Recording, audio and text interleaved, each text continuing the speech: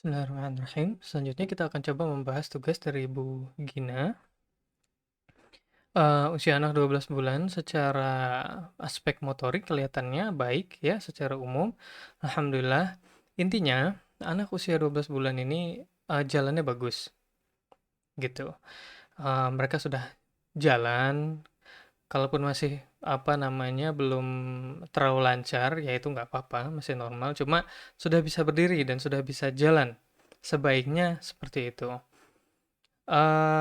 Kemudian kalau dilihat sekilas sih di sini sepertinya motorik halus yang terkait dengan jari tangan kelihatannya masih cukup kurang gitu ya. Jadi saran saya nggak perlu ragu sebenarnya di usia ini tuh kayak membiarkan pertama anak makan sendiri, kemudian membiarkan mereka ikut memasak di dapur, mereka menyobek-nyobek sayuran, mereka memainkan beras, bawang, kacang hijau atau apalah pokoknya semua bahan dapur itu yang bisa mereka main-mainkan dengan tangannya, masukkan ke kotak, pindahkan dari satu mangkok ke mangkok lainnya. Nah, itu aktivitas yang sangat sederhana sekali tapi itu sangat membantu. Sangat membantu menstimulasi motorik halus dan juga membuat anak eh, bisa ikutan masak gitu ya. Artinya ibu bisa masak gitu dan anak nggak terlalu mengganggu misalnya seperti itu. Karena kan biasanya di usia satu tahun anak masih belum mau ditinggalkan. eh jadi itu silahkan krayon menggunakan alat tulis juga perlu distimulasi kalau bisa ya disediakan krayon dan kertas dan dikenalkan fungsinya pada anak. Insyaallah itu anak akan senang kok ya begitu mereka tahu bahwa krayon itu bisa dipakai buat nyoret-nyoret segala macam gitu ya. Memang konsekuensinya nanti mungkin dia akan mencoba mencoret di tempat-tempat yang tidak biasa untuk dicoret. Ya nggak apa-apa gitu. Tinggal kita saja yang menyesuaikan diri. Kemudian dari sisi kognitif, ini cukup beragam sepertinya ya kondisi perkembangannya. Konsep memahami, benda yang, hilang, ini boleh dilatih. Jadi seperti bermain bola, melemparkan bola, kemudian menyembunyikan bolanya di balik suatu benda, mainan dia atau apa, bantal misalnya sehingga bola tersebut tidak terlihat.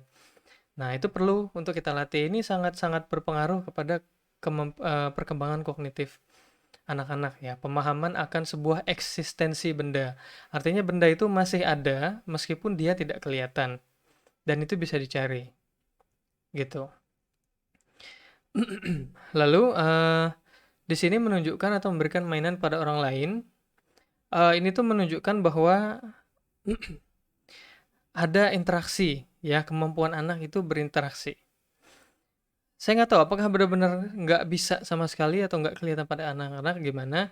Mungkin nanti bisa Ibu bantu jelaskan ya di tugas 3A dan 3B-nya.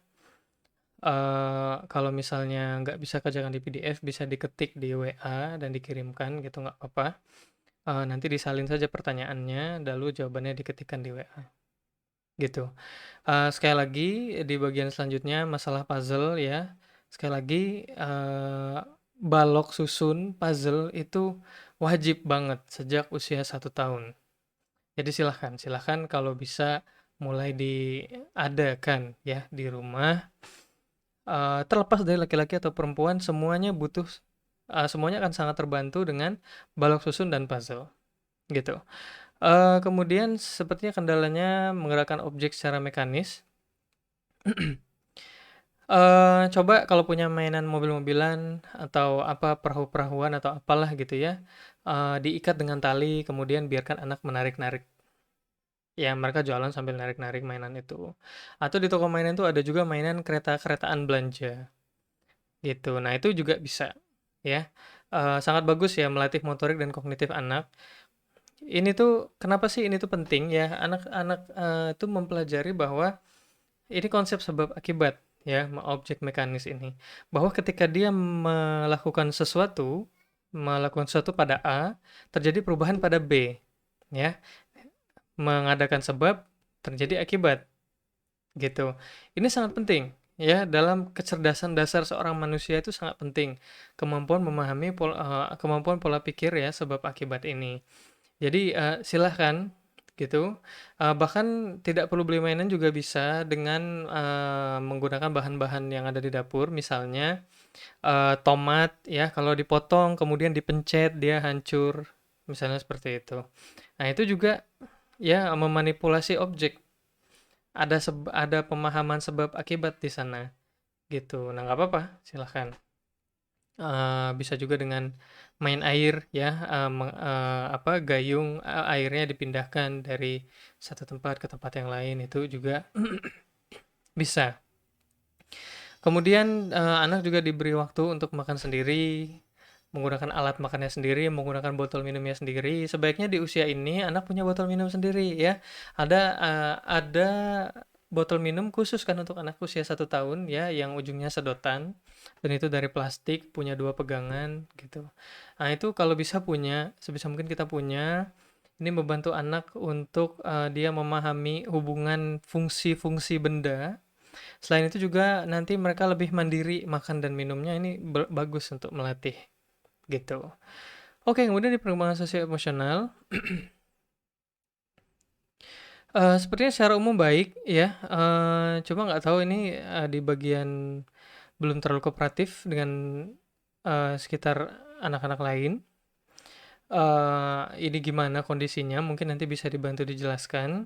Sebenarnya memang anak-anak kita di usia ini tuh belum bisa main bareng secara tim gitu dengan anak-anak seusianya, tapi mereka suka berada di sekitar anak-anak seusianya, gitu. Mereka mungkin masih akan mainnya sendiri-sendiri, sangat mungkin seperti itu. Belum ada komunikasi, ya, belum terlalu intens, dan belum bisa main yang ya dalam bentuk tim gitu ya.